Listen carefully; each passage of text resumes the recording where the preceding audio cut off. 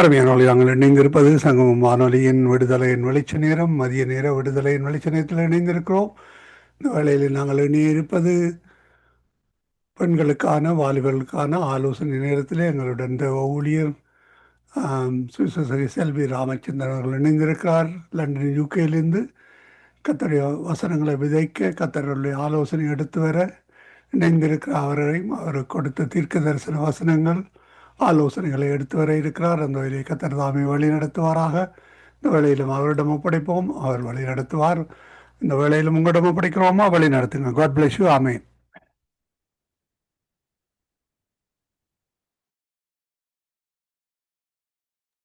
Sir, உங்களோட mic ஆஃபா போச்சு, ஆன் பண்ணுங்கள்.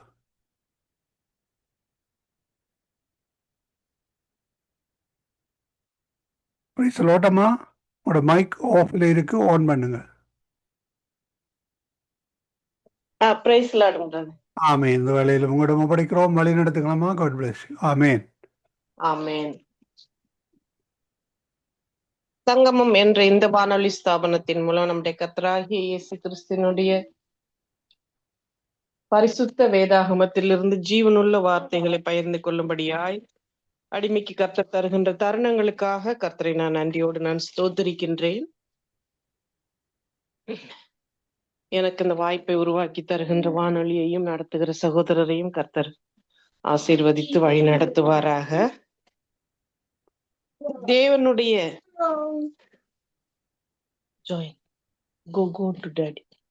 தேவனுடைய மகத்துவம் உள்ள காரியங்களை ஒரு சில வசனங்களோடு நான் பகிர்ந்து கொள்ளலாம் என வாஞ்சிக்கிறேன்.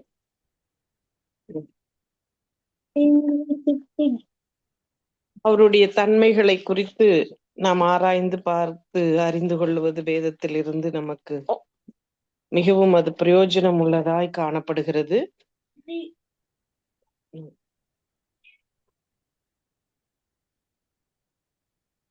ஜீவனுள்ள வார்த்தைகளை ஆராய்ந்து பார்க்க கர்த்தர் நமக்கு தருகின்ற தருணங்களுக்காக கர்த்தரை நான் நன்றியோடு ஸ்தோத்திரிக்கிறேன். உபாகமம் 5ஆம் அதிகாரம் 24, 25, 26, 27 இந்த 4 வசனங்களில் இருந்து ஒரு சில கருத்துக்களை நான் பகிர்ந்து கொள்ள வாஞ்சிக்கிறேன். பாருங்கள், தேவனுடைய தன்மைகளை நாம் எவ்வளவோ வசனங்கள் இருக்கிறது. அதுல ஒவ்வொரு வசனங்களிலும் ஒரு சில தன்மைகள் வெளிப்படுகிறது.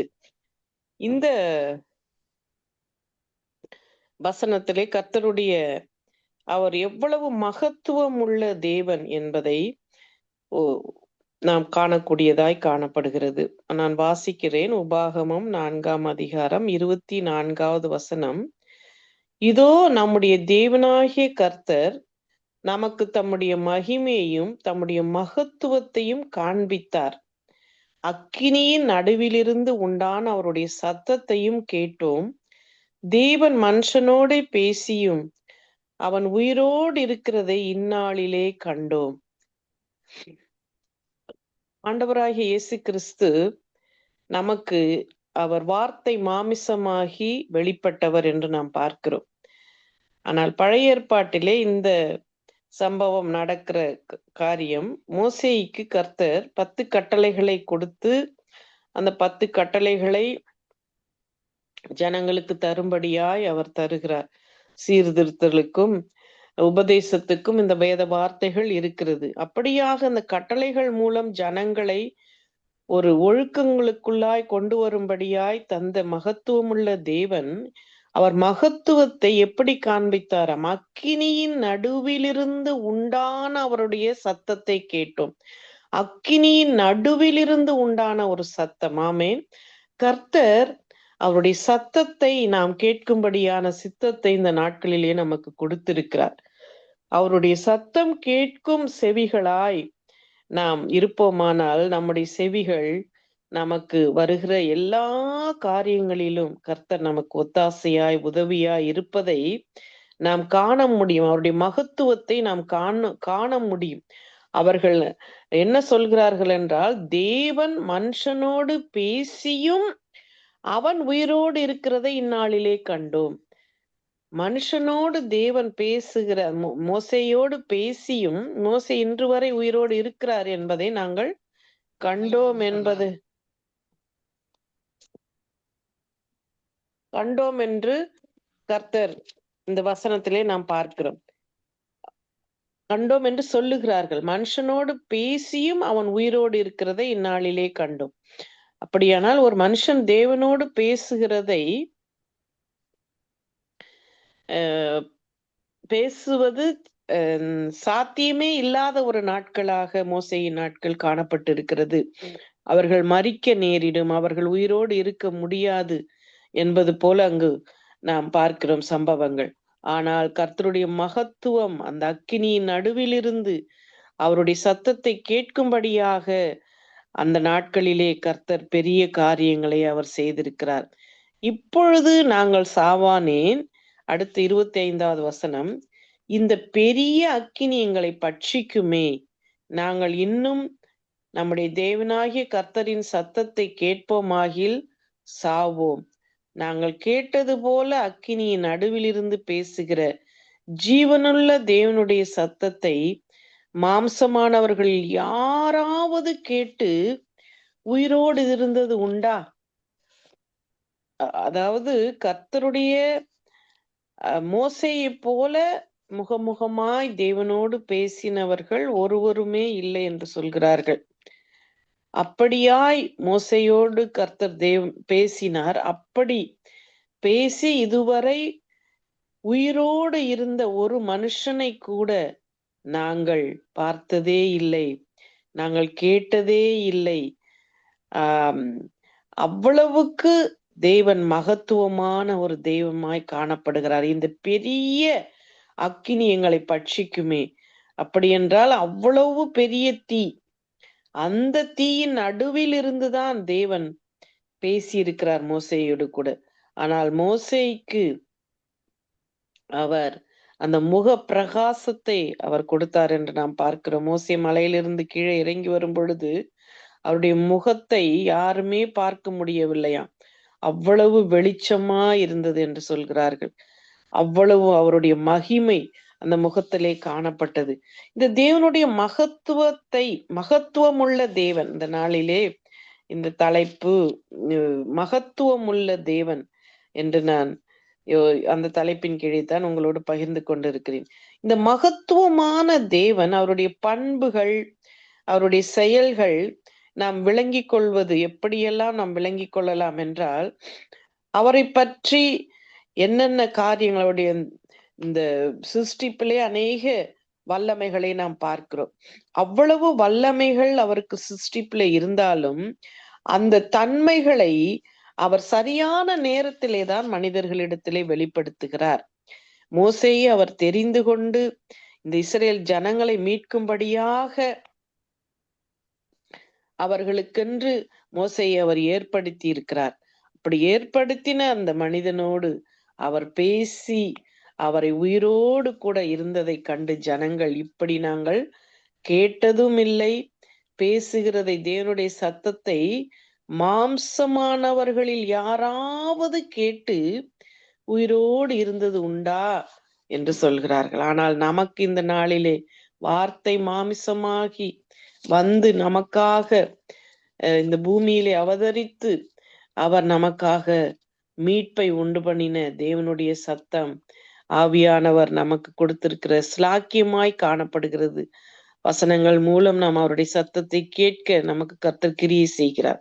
அடுத்தது 27-8 வசனங்களை வாசிக்கிறேன். உபாகமம் 5ஆம் அதிகாரம். நீரே சமீபத்து போய் நம்முடைய தேவனாகிய கர்த்தர் சொல்லுவதையெல்லாம் கேட்டு, நம்முடைய தேவனாகிய கர்த்தர் சொல்லுவதையெல்லாம் நீரே எங்களுக்கு சொல்ல வேண்டும், நாங்கள் கேட்டு அதன்படி செய்வோம் என்றீர்கள். நீங்கள் என்னோடு பேசுகையில் கர்த்தர் உங்கள் வார்த்தைகளை கேட்டு, கர்த்தர் என்னை நோக்கி இந்த ஜனங்கள் உன்னோடு சொன்ன வார்த்தைகளை கேட்டேன், அவர்கள் சொன்னதை எல்லாம் நன்றாய் சொன்னார்கள். நாம் கூட ஒரு மாதத்தை முடித்து இந்த புதிய மாதத்துக்குள்ளாய் வந்திருக்கிறோம். புதிய வருஷம் தொடங்கி ஒரு மாதம் முடிந்து விட்டது. எத்தனையோ நாம் தீர்மானங்களை இந்த வருஷத்திலே செய்ய வேண்டும் என்று நாம் முடிவு எடுத்திருக்கலாம். ஆனால் அந்த வார்த்தைகளை தேவன் கேட்டுக்கொண்டிருக்கிறார். நன்றாய் சொன்னார்கள். மோசே இடத்திலே ஜனங்கள் சொன்ன அந்த வார்த்தை என்ன சொல்கிறார்கள்? நீரே அந்த கர்த்தரோடு நீரே பேசி, கர்த்தர் சொல்லுகிறதை நீரே கேட்டு அதை எங்களுக்கு சொல்லும், நாங்கள் அதன்படி செய்வோம் என்கிறார்கள். அப்படி அவர்கள் செய்வோம் என்று சொன்னதை கர்த்தர் கேட்டார். நாம் எடுக்கிற தீர்மானங்களை கூட தேவன் கேட்டு கொண்டிருக்கிறார், பார்த்து கொண்டிருக்கிறார். நாம் எப்படி செய்கிறோம் என்பதையெல்லாம். அவருடைய மகத்துவம் ஆராய்ந்து முடியாத மகத்துவம் உடைய. இந்த வாரத்திலே நான் ஒரு காரியத்தை பார்த்தேன். எப்படி என்றால், ஒரு சகோதரி பகிர்ந்து கொண்டார்கள். அதை நம்முடைய சரீரத்திலே காணப்படுகிற எல்லா செல்களும் தேவனை போற்றி கொண்டிருக்கிறது என்று சொன்னார்கள். எனக்கு அது ஆச்சரியமா இருந்தது. அதாவது யாவே என்ற வார்த்தையினுடைய ஒரு எண் அவர்கள் அந்த எண் 10, 6, 5, 6 என்று சொல்லி அந்த எண்ணின்படி அந்த ஸ்ட்ரக்சர் ஆஃப் டிஎன்ஏ, நம்முடைய உடம்புல இருக்கிற டிஎன்ஏ அணுக்களினுடைய அமைப்பை, எப்படியான அந்த அமைப்புக்கு இடையிலே ஒரு காரியம் இருக்கிறது என்பதையும், அதனுடைய ஆர்டர்ஸ் இப்படியாக இருக்கிறதாம். அந்த அதை அவர்கள் சொன்னார்கள். அப்படியாக அந்த யாவே என்ற வார்த்தையினுடைய அந்த ஒளியும் அந்த செல்களினுடைய அமைப்பும் அப்படியே அது ஒன்றாக இருக்கிறது. நாம் விரும்பினாலும் விரும்பாவிட்டாலும் நம்முடைய செல்களில் உள்ள ஒவ்வொரு அமைப்பும் யாவே என்று கர்த்தரை போற்றி கொண்டு இருக்கிறதாம் என்று சொன்னார்கள். எனக்கு அது அவ்வளவு ஆச்சரியமா இருக்கிறது. நான் பைபிள் கோட் என்ற ஒரு புத்தகத்தை அநேக வருஷங்களுக்கு முன்பதாய் நான் வாங்கினேன். அது நினைக்கிறேன் 2013 என்ற அந்த வருஷத்திலே நான் வாங்கினேன். அது வேறு ஒரு சகோதரருக்கு அதை கொடுத்து விட்டேன் படிக்கும்படியாக. அந்த பைபிள் கோட் என்ற புத்தகத்திலே அநேக காரியங்கள் எப்படி இந்த உலகத்திலே நடந்தது, அதற்கும் அந்த பைபிள் உள்ள நம்பர்களுக்கும் இடையே உடைய ஒரு தொடர்பாக அந்த புத்தகம் எழுதப்பட்டிருந்தது. என்னுடைய சபை பாஸ்டர் அந்த புத்தகத்தை வாங்கி வாசியுங்கள் என்று ஒரு முறை பிரசங்கத்திலே சொன்னார். நான் வாங்கி வாசித்தேன். அதை வாசித்த பிறகு நாம் வாசிக்கிற இந்த வசனத்திலே, நீங்கள் என்னோடு பேசுகையில் கர்த்தர் உங்கள் வார்த்தைகளை கேட்டு, கர்த்தர் என்னை நோக்கி, இந்த ஜனங்கள் உன்னோடு சொன்ன வார்த்தைகளை கேட்டேன், அவர்கள் சொன்னது எல்லாம் நன்றாய் சொன்னார்கள். இது நாம் அப்படியே அந்த வசனத்தை நான் வாசிக்கிறேன், நீங்கள் கேட்டுக்கொண்டிருக்கிறீர்கள். ஆனால் அந்த பைபிள் கோட் என்ற புத்தகத்திலே நான் பார்த்த காரியம் என்னவென்றால், இந்த ஒவ்வொரு சொல்லுக்கும் ஒரு நம்பர்களை அவர்கள் ஹீப்ரு எழுத்திலே உள்ள வேதாகமத்துக்கு போட்டு, அது இஸ்ரேலிலே உள்ள ஒருவர்தான் அதை செய்திருந்தார். அப்படியாக அந்த நம்பர்களை போட்டு அவர்கள் கண்டுபிடிக்கிறார்கள்.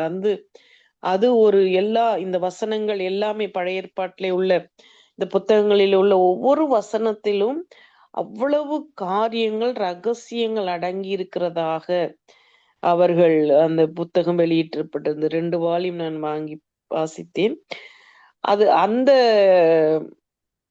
புத்தகத்துக்கு நேரா இந்த செய்தி என்னை திருப்பியது. எப்படி என்றால், அந்த செல்களுக்கு இடையிலே உள்ள யாவே என்ற வார்த்தை, அவர் யெகோவா தேவன், யெகோவா ராஃபா, எல்ஷடா என்று நாம் பார்க்கிறோம். அவருடைய நாமமும் அவருடைய மகத்துவமும், அந்த மகத்துவங்களை நம்முடைய உடம்பிலே உள்ள செல்களுக்கு கூடாகவே அவருடைய நாமமே அமைப்பிலே இருக்கிறது.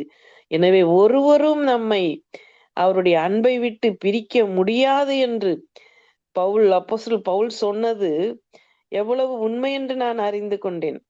நமக்குள் அவர் வாசம் செய்கிறார். நம்முடைய இரத்தத்துக்குள் அவருடைய இரத்தம் கலந்து இருக்கிறது. அவருடைய வார்த்தைக்குள்ளாக நாம் வாழ்ந்து கொண்டு இருக்கிறோம். நாம் அவரோடு கூட செய்த உடன்படிக்கைகளை, காரியங்களை அவர் கேட்டு கொண்டிருக்கிறார். இந்த ஜனங்கள் உன்னோடு சொன்ன வார்த்தைகளை கேட்டேன், அவர்கள் சொன்னது எல்லாம் நன்றாய் சொன்னார்கள். ஆமீன். நன்றாய் நாம் என்னென்ன காரியத்தை இந்த வருஷத்திலே செய்வோம், கர்த்தருக்கென்று என்னென்ன தீர்மானங்களை நான் ஒவ்வொரு வாரமும் 2 வசனங்களையாவது மனப்பாடம் செய்ய வேண்டும் என்ற ஒரு நோக்கத்தோடு கடந்த ஜனவரி மாதத்திலிருந்து சரியாக ஒவ்வொரு வாரமும் 2 வசனங்களை நான் மனப்பாடம் செய்து கொண்டு இருக்கிறேன். எனக்கு இந்த வசனங்களை மனப்பாடம் செய்வது என்றால் எப்பொழுதுமே பிடிக்கும். ஆனால் சற்று நான் சில வருடங்களாக அப்படி செய்யாமல் விட்டுவிட்டேன். இப்பொழுது திரும்பவும் அதை செய்ய வேண்டும். அதற்கு நேரங்கள் இருக்கிறது. நாம் ஏன் அதை செய்யக்கூடாது என்பது போல ஒரு வைராக்கியமாக வசனங்கள் நம்முடைய இரத்தத்தோடு இந்த வாரம் எபிரேயர் 4:12 நான் மனப்பாடம் செய்து கொண்டிருக்கிறேன். வார்த்தையானது எப்படிப்பட்டது, இருபுறமும் கருக்குள்ள எந்த பட்டயத்திலும் கருக்கானது. அப்படியானால் இந்த வார்த்தைகள் எதற்காக நமக்கு கொடுக்கப்பட்டிருக்கிறது? இந்த நாம் பேசுகிற வார்த்தையையே தேவன் கேட்டுக்கொண்டிருக்கிறாராம். எப்படி இந்த வசனத்துல பாருங்கள், அவர்கள் சொன்னது எல்லாம் நன்றாய் சொன்னார்கள். அதே போல இன்னொரு தீர்மானமும், நம்முடைய வார்த்தையிலே கெட்ட வார்த்தைகள் நம்ம வாயிலிருந்து புறப்படக்கூடாது. இந்த 10 கட்டளைகளிலே இந்த அதிகாரம் 10 கட்டளைகள் இதுல இந்த அதிகாரத்துல இருக்கிறது. அதிலும் நமக்கு எவ்வளவோ ஒழுக்கத்துக்குரிய காரியங்களைத்தான் தேவன் சொல்லி இருக்கிறார் மோசேயோடு கூட. ஒரு மனிதன் இந்த பூமியிலே எப்படியாய் உண்மையும் உத்தமமும் பரிசுத்தமுமாய் தேவனை நோக்கி நம்முடைய வாழ்க்கை இருக்க வேண்டும் என்பதற்காக சொல்லப்பட்டு இருக்கிறது. நாம் பேசுகிற வார்த்தைக்கே தேவன் கேட்டுக்கொண்டு இருக்கிறார் என்றால் அவருடைய வார்த்தையை நாம் எவ்வளவாய் நேசித்து அவருடைய மகத்துவங்களை நாம் அறிந்து கொள்ள வேண்டும்.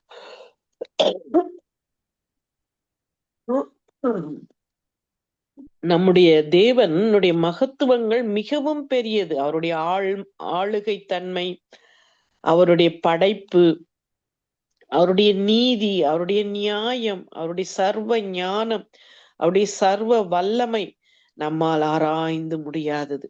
அவருடைய சர்வ ஞானம் நம் எசாயா 46 அதிகாரத்திலே 10 வசனத்திலே நாம் பார்ப்போமானால் அவருடைய சர்வ ஞானத்தை நம்முடைய அறிவுக்கு அளந்திட முடியாது. இந்த அக்கினி நடுவிலே இருந்து பேசுகிற சத்தத்தை மாத்திரம் ஜனங்களை கேட்கும்படி வைத்தார்.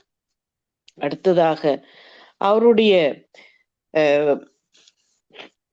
ஆளுகை மகத்துவம் என்று சொன்னேன். அது மாத்திரமல்ல, அவருடைய அதரிசனமான தன்மைகள்.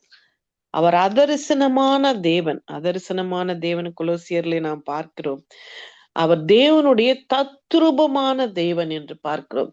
ஆண்டவராக இயேசு கிறிஸ்து தேவனுடைய தத்ரூபம். தேவனுடைய மகத்துவங்களை பழைய ஏற்பாட்டிலே நாம் வாசித்தாலும் புதிய ஏற்பாட்டிலே அப்படியே தேவனை நமக்கு வெளிப்படுத்துகிறவர் தான் ஆண்டவராக இயேசு கிறிஸ்துவாய் காணப்படுகிறார். எனவே தேவனுடைய அவ்வளவு குணங்களையும் நமக்கு கண்ணாடியிலே காண்பிக்கும்படியாக வெளிப்பட்டவர் ஆண்டவராக இயேசு கிறிஸ்து. அவருடைய பரிபூரணம், அவருடைய தாழ்மை, அவருடைய வல்லமை நாம ஆராய்ந்து பார்க்க முடியாத அளவிற்கு நம்மோடு கூட அவர் இருக்கிறார். சர்வ ஞானம் நிறைந்தவர் என்று நான் சொன்னேன். அதாவது அந்த சர்வ ஞானத்தை, அந்த வசனத்தை வாசித்தே நாம் பார்க்கலாம். ஏசாயா 46 அதிகாரம் 10வது வசனத்தை வாசிக்கிறேன்.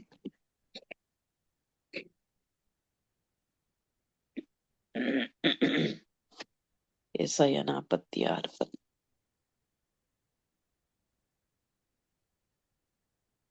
முந்தி பூர்வ காலங்களில் நடந்தவைகளை நினையுங்கள். நானே தேவன், வேறொருவரும் இல்லை. நானே தேவன், எனக்கு சமானமும் இல்லை.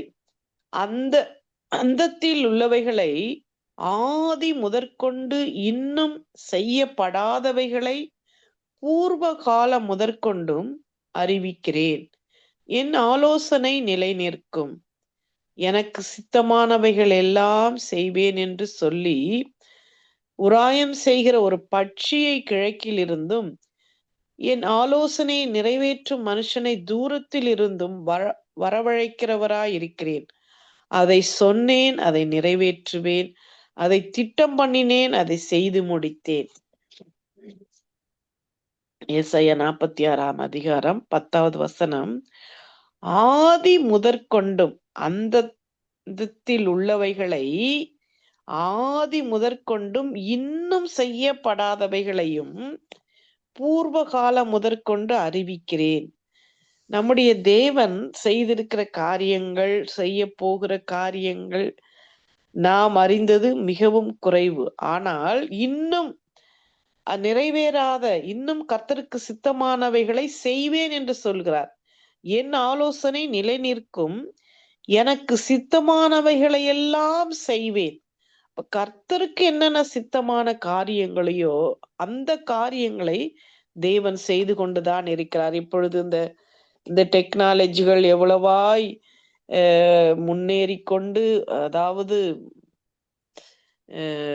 சேட்டலைட் இந்த பூமியை சுற்றி ஒரு குப்பை தொட்டியே சுற்றுகிறது என்று சொல்லுகிறார்கள். அதாவது இந்த ஒவ்வொரு காரியங்களுக்கும் சேட்டலைட்டை விண்வெளியில விட்டு விட்டு அது அதிகமாய் டிராபிக் ஜாம் போல, ரோட்ல கார் டிராபிக் போல வானத்திலே அந்த பூமியை சுற்றி ஓடுகிற இந்த கோள்கள், இந்த சேட்டலைட்டுகள் அவ்வளவு நெருக்கடியாக அவைகளுக்கு இடமில்லாதது ஆகிவிட்டது என்று சொல்கிறார்கள். அவ்வளவு சேட்டலைட்ஸ் பூமியை சுற்றி வருகிறது.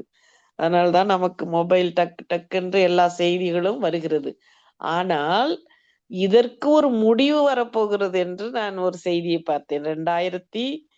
2036 வருஷத்திலே அப்படியாக நடக்க ஒரு வாய்ப்பு இருப்பதாக, அதாவது இந்த சேட்டலைட்டை எல்லாம் அழிக்கக்கூடிய ஒரு விண்கல்லோ அல்லது ஏதோ ஒரு வருகிறதாக நாசா சயின்டிஸ்ட் சொல்லுகிறார்களாம்.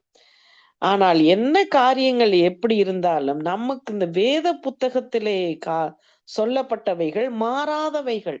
இந்த வானமும் பூமியும் ஒழிந்து போனாலும் தேவனுடைய வார்த்தையின் எழுத்தின் ஒரு உறுப்பாகிலும் ஒழிந்து போகவில்லை என்று சொல்கிறார்.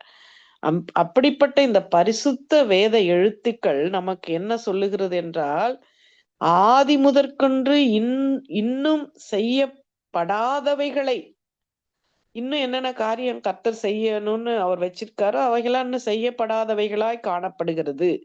அதை கொண்டு உங்களுக்கு அறிவிக்கிறேன், என் ஆலோசனை நிலை நிற்கும். நம்ம மனுஷனுடைய ஆலோசனை அல்ல, அவருடைய ஆலோசனை நிலை நிற்கும். அவருக்கு சித்தமானவைகளைத்தான் அவர் செய்வார். எனக்கு சித்தமானவைகளை செய்வேன். அப்படியானால் நானே தேவன். அவர் அதற்கு முந்தின உள்ள 9வது வசனத்திலே நாம் பார்க்கிறோம், நானே தேவன், வேறொருவரும் இல்லை. ஐ ஆம் தட் ஐ ஆம்.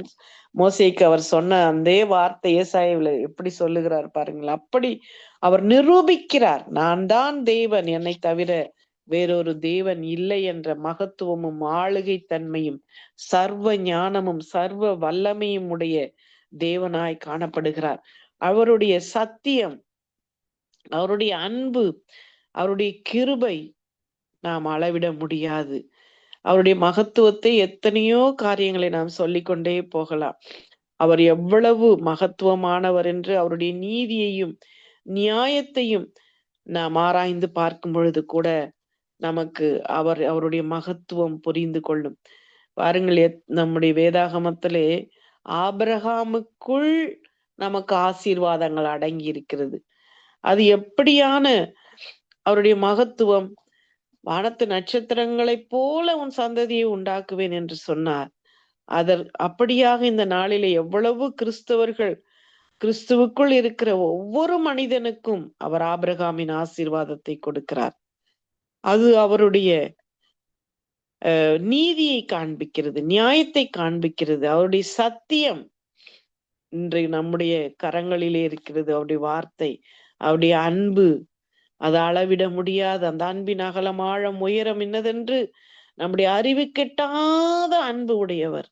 அதிலே அவருடைய மகத்துவம் விளங்குகிறது. அவருடைய கிருபையினால் நாம் ரட்சிக்கப்பட்டிருக்கிறோம். நான் ஒரு வசனத்திலே, நான் திமோத்தேயு 3ஆம் அதிகாரம், அந்த வாரத்திலே போன வாரத்திலே அந்த வசனத்தை நான் மனப்பாடம் செய்திருந்தேன். அதாவது பரிசுத்த வேத எழுத்துக்கள் நம்ம என்ன செய்கிறதாம், ரட்சிப்புக்கு ஏதுவான ஞானத்துக்கு நேராய் நம்மை நடத்துகிறது.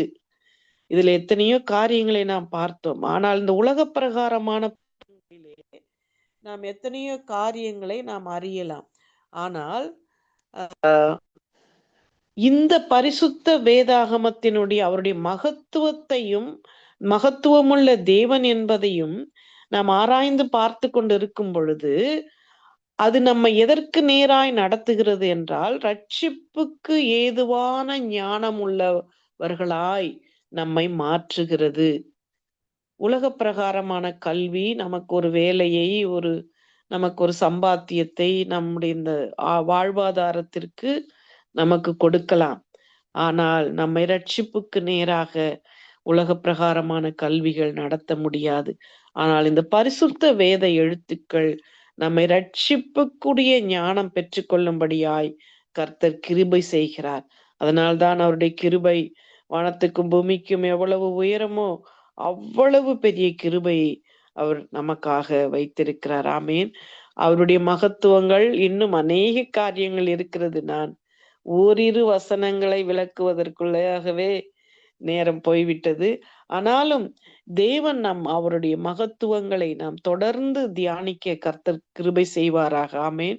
அவரால் கூடாத காரியம் ஒன்றும் இல்லை. அதுதான் சர்வ வல்லமையுடைய ஒரு தேவனுடைய தன்மையாய் காணப்படுகிறது. என்னுடைய வாழ்க்கையிலே அவர் கூடாத காரியங்களை கூடி வர செய்த சம்பவங்கள் அநேகம் அநேகம் அநேகம். நான் 93 நான் மரித்து விடுவேன் என்று நினைத்தேன். பாம்பேயிலே நான் இருந்த பொழுது அவ்வளவு சுகவீனம், பலவீனம்.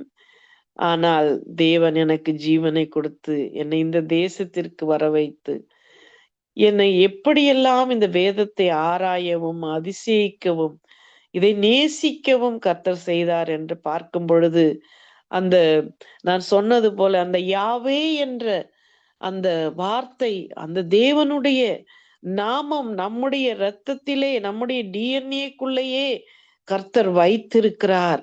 அவருடைய தன்மைகள் நாம் ஆராய்ந்து முடியாத வல்லமை உடையவர். அவருடைய சர்வ ஞானம், அவருடைய சர்வ வல்லமை நமக்குள்ளே அவர் வைத்திருக்கிறார் என்பதை நான் உணரக்கூடியதாய் காணப்படுகிறது. நாம் கண்களை மூடி கர்த்தரை நோக்கி நாம் பார்ப்போமா? ஸ்தோத்திரம் தகப்பனே, இந்த நாளுக்காக நாங்கள் உமக்கு நன்றி செலுத்துகிறோம். நீர் சத்தியமுள்ள தேவன், நீர் அன்பின் சுரூபி அப்பா. உம்முடைய கிருபை அளந்திட முடியாத கிருபை தகப்பனே. நீர் ஆராய்ந்து முடியாத அதர்சனமான தேவன் என்பதை நாங்கள் தியானிக்க உடைய மகத்துவங்கள், நீர் அந்த அக்கினி நடுவிலே இருந்து பேசுகிற தெய்வமாயிருந்தீர். ஆனால் நாங்கள் வாழ்கிற இந்த நாளிலே எங்களுக்காக மனிதனாய் நீர் வந்து மரித்து உயிர்த்து இதோ சதா காலமும் பிதாவின் வலது பார்சத்திலே வீற்றிருந்து எங்களுக்கு ரட்சிப்பையும் கிருபையையும் சகல பரிபூரண ஆசீர்வாதங்களையும் பொழிந்து கொண்டு இருக்கிறவரே உம்மை ஸ்தோத்தரிக்கிறோம், ஸ்தோத்தரிக்கிறோம், துதிக்கிறோம். இந்த நாளுக்காக உமக்கு நாங்கள் நன்றி செலுத்துகிறோம். இந்த நாளிலும் தகப்பனே, இந்த வானொலியை கேட்கிற ஒவ்வொருவருக்கும் உம்முடைய மகத்துவங்களை நீர் வெளிப்படுத்துங்க. உம்முடைய கிருபைகளை பொழிந்தருளுங்க. வானொலியை நடத்துகிற சகோதரர், அவருடைய மனைவி, பிள்ளைகளை அப்பா, பேர பிள்ளைகளை உம்முடைய பலத்தினால் இடைகட்டி உம்முடைய ஆசீர்வாதமும் நன்மையினால் நீர் நிரப்பும்படியாய் ஜெபிக்கிறேன், ஸ்தோத்தரிக்கிறேன். இந்த வேலைக்காக உமக்கு நன்றி செலுத்தி அடிமையின் தாழ்த்தி ஒப்பு கொடுத்து எங்களுக்காக மரித்து வைத்து சதாகாலமும் ஜீவிக்கின்ற இயேசுவின் நாமத்தினால் ஜெபிக்கிறேன் நல்ல பிதாவே. ஆமேன், ஆமேன். ஆமீன், ஆமீன். கர்த்தருடைய மகத்துவங்களை எடுத்து வந்து விதைத்திருக்கிறீர்கள். கேட்டுக்கொண்டிருந்த ஒருவர் சார்பிலும் மறு உலப்பிலே கேட்க போகிற ஒரு சார்பிலும் வாழ்த்துகிறோம், ஆசீர்வதிக்கிறோம். கர்த்தருடைய கரத்திலே ஒப்புவிக்கிறோம். கர்த்தர் தாமே இந்த வார்த்தைகளை பல்கி பெருக பண்ணுவாராக. பலருடைய இருதயங்களை திறந்து கொடுக்கத்தக்கதாக கர்த்தர் உதவி செய்வாராக. கர்த்தருடைய கரத்திலே ஒப்புவிக்கிறோம். கர்த்தர் தாமே உங்களுடனும் கூட இருந்து ஆசீர்வதித்து வழி நடத்துவாராக. ஆமேன், ஆமேன். நன்றி பிரதர். கர்த்தர் உங்களையும் ஆசீர்வதிப்பாராக. ஆமேன், ஆமீன், ஆமீன். அருமையானவர்களை, இதுவரை நேரம் எங்களுடன் ஊழியர் செல்வி ராமச்சந்திரன் அவர்கள் லண்டன் யூகேயிலிருந்து இணைந்து கர்த்தருடைய வார்த்தைகளை எடுத்து வந்தார். கர்த்தருடைய மகத்துவங்களை எடுத்து வந்து விதைத்திருக்கிறார். கர்த்தர் தாமே அவருடனும் கூட இருந்து ஆசீர்வதித்து வழி நடத்துவாராக. ஆமேன்.